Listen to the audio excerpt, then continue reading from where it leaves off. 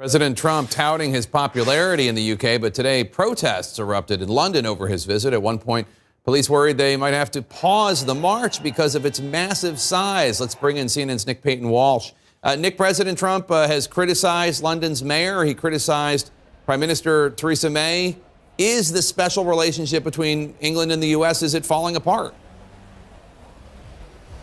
Jake, it will always be there, but frankly, he's been on the ground here for merely 30 hours in London, and during that time, he met the Queen, experienced the full breadth of British pomp and ceremony, barely ever came into central London, insulted the Prime Minister, tried to apologise to her, backed her main rival, but what was in no doubt is on Regent Street, where I'm standing, in central London, there were tens of thousands of people out in force to absolutely repudiate the fact he was even here. Here's what we saw.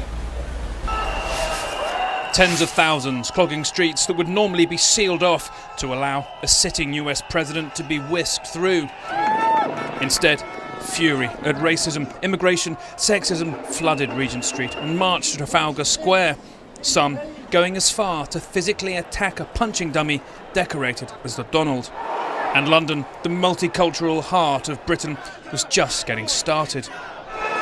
Women dressed as handmaids paired their white caps with white protest signs.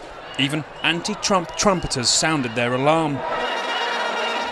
This blimp, perhaps the most visible sign of disapproval raised in the UK so far.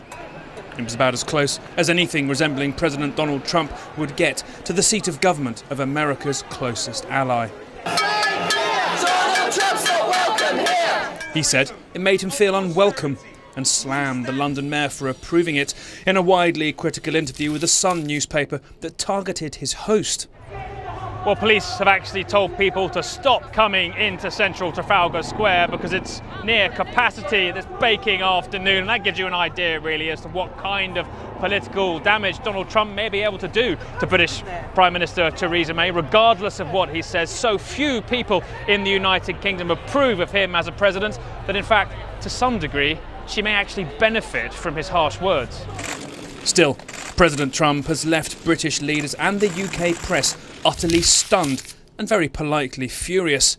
The ego has landed, the Daily Mirror declared.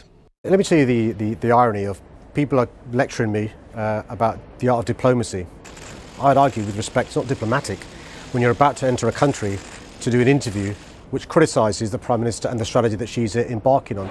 The damage his 3 days here have done will take months to digest, but it's unlikely he'll be back in a hurry.